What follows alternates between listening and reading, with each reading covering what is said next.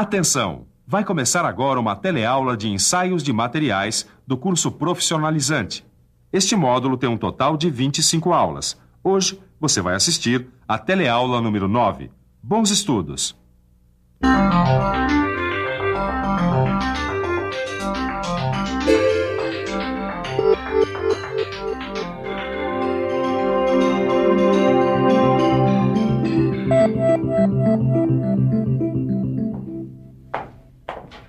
Ô, Ananias. Ô, Roberto. Olha aqui o paralama que você me encomendou.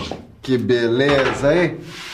Parece que ele tá perfeitinho. Pois é, mas é peça original e a fábrica garante. É a fábrica e o ensaio de embutimento. Que? Ensaio de embutimento. Preste atenção porque este é o assunto da nossa teleaula de hoje. Na teleaula de hoje, você vai ver a importância da ductilidade na estampagem. Vai conhecer o ensaio de embutimento e vai conhecer o ensaio Eriksen e o ensaio Olsen, que são dois métodos de ensaio de embutimento. Mas, Ananias, como é que você tem tanta certeza de que esse paralama passou por esse tal de ensaio de embutimento? Não, esse paralama não, mas o material de que ele é feito, sim. Porque o ensaio de embutimento ele é muito usado quando a gente fala em estampagem de chapas, que é como foi fabricado esse paralama. E quando a gente fala em aprender coisas novas, o jeito é conversar aqui com a Ananias ou ficar de olho na teleaula. O que aconteceu aí, Edgar? Eu achei que essa peça estava solta, agora que eu tô vendo que ela tá trincando, ó. Nossa, mas eu pensei que essa peça estivesse perfeita. Eu também, mas eu acho que ela trincou na estampagem, viu? Estampagem? É. Estampagem é aquele processo de fabricação usado na fabricação de panelas e de lataria de automóveis. Ah, agora eu lembrei. Estampagem é o processo de converter chapas metálicas em peças como esta ou em produtos. É, mas o material usado não pode ter nenhuma fratura ou concentração de microtrincas. E a chapa usada na estampagem tem que ser bastante dúctil. Dúctil? Acho bom a gente relembrar o que quer dizer essa palavra, hein? Dúctil, que se pode estirar sem se romper. Flexível, elástico. Sabe, Caio, foi muito bom a gente ter relembrado o significado da palavra dúctil, porque agora a gente vai falar da ductilidade de chapas. A estampagem envolve dois tipos de deformação. O estiramento, que é o afinamento da chapa, e a estampagem propriamente dita, que é o arrastamento da chapa para dentro da cavidade da matriz. Ah, peraí. Acho que eu tô lembrando desse processo de conformação. A chapa é arrastada para dentro da cavidade da matriz por meio de um punção. Durante a operação, a chapa fica presa por um sujeitador que serve como guia para o arrastamento. Ô, Caio, essa chapa aqui vai ser estampada. Então, a ductilidade é a característica básica que ela tem que apresentar. Se não me engano, Silva, a gente já viu alguns ensaios que podem avaliar a ductilidade do material, né? Bom, a gente viu, por exemplo, o ensaio de tração, o ensaio de compressão e o ensaio de dobramento. E em todos eles dava para avaliar a ductilidade. Então por que fazer um ensaio só para avaliar isso, hein? Caio, é que nenhum desses ensaios mostra pra gente problemas que podem causar pequenas trincas depois da deformação. Bom, então o melhor é a gente ficar por dentro.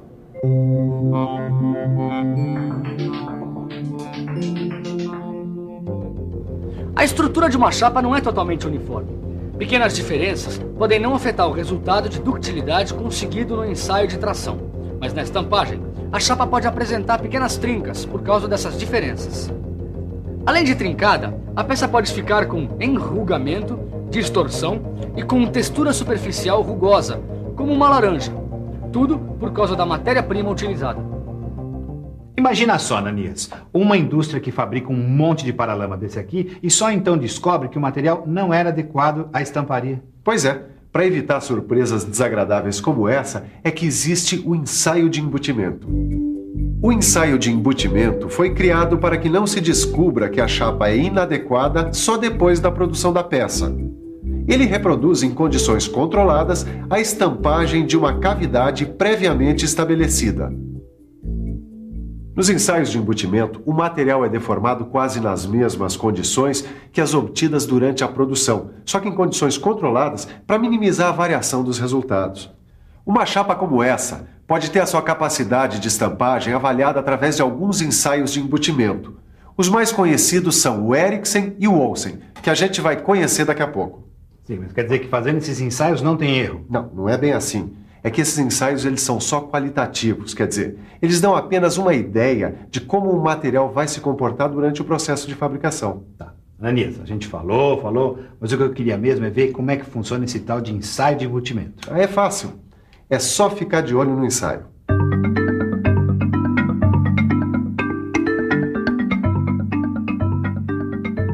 O ensaio de embutimento é feito por meio de dispositivos acoplados a um equipamento que transmite força. Ele pode ser feito na máquina universal de ensaios, adaptada ao ensaio, ou numa máquina como esta, específica para o ensaio de embutimento.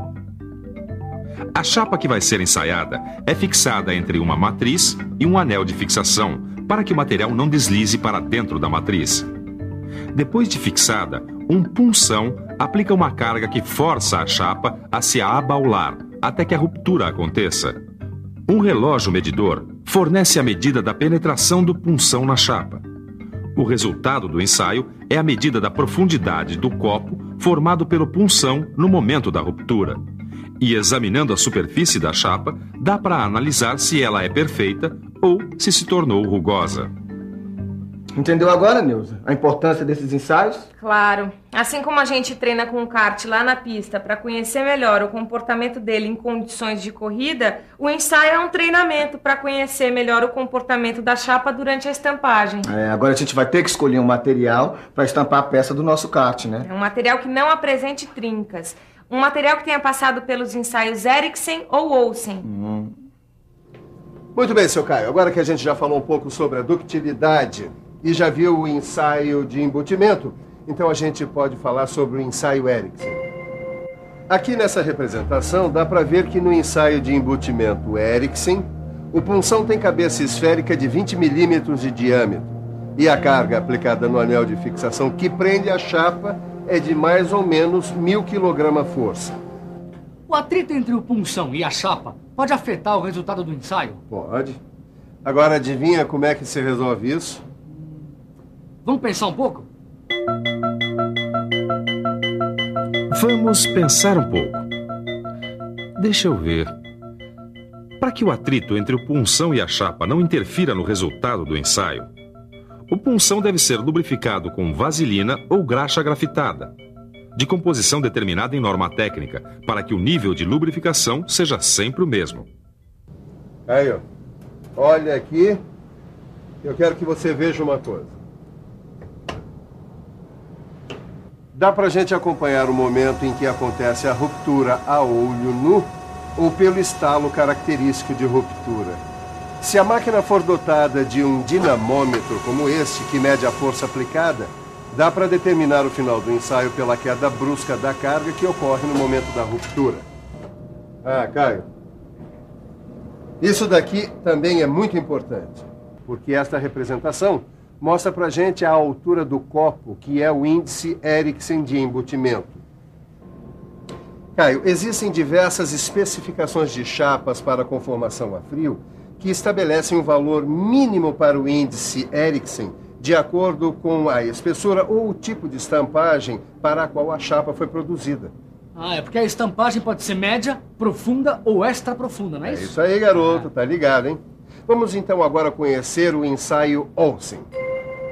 O ensaio Olsen também é muito usado. Ele é diferente do ensaio Eriksen, porque utiliza um punção esférico de 22,2 milímetros de diâmetro.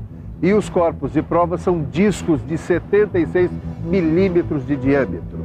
E por que o ensaio se chama Olsen? Porque Olsen descobriu que duas chapas semelhantes, como essas daqui, que apresentam a mesma medida de copo quando ensaiadas, elas precisavam de cargas diferentes para serem deformadas. Ué, mas elas são quase iguais. Pois eu posso garantir para você, Caio, que mesmo com tanta semelhança, muitas vezes uma chapa dessas pode precisar do dobro da carga aplicada na outra para conseguir o mesmo resultado. Tá, e como é que se resolve isso? É fácil. É só medir o valor da carga no momento da trinca e dar preferência à chapa que se deforma sob a ação da menor carga. Olha, Edgar, a necessidade de medir o valor da carga no instante da trinca eu entendi. Mas essa história De dar preferência à chapa que se deforma sob a ação de menor carga é meio confusa, não? Não devia ser o contrário? Não, Neuza. A chapa que se deforma com a menor carga é escolhida porque não danifica o equipamento de prensagem. Por exemplo, entre um motor que gasta mais combustível e um outro que gasta menos combustível, sendo que os dois têm o mesmo rendimento, qual que você escolhe?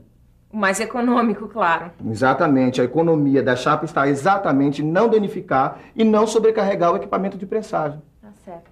Edgar, a borda do nosso kart já está bem presa, a gente já conheceu bem o ensaio de embutimento. O que é que está faltando? Bom, agora está faltando a revisão. E atenção, se liga aí que é hora da revisão. Na teleaula de hoje, você viu a importância da ductilidade na estampagem de chapas. Viu como é feito o ensaio de embutimento. Conheceu o ensaio de Erickson. E, finalmente, conheceu o ensaio Olsen. Você percebeu que o ensaio de embutimento Erickson não leva em consideração a carga de ruptura e que o ensaio Olsen leva? Se não percebeu, ainda é tempo. Pegue o seu livro de estudos, dê uma boa olhada e resolva os exercícios. Bons estudos e até a nossa próxima teleaula. Tchau!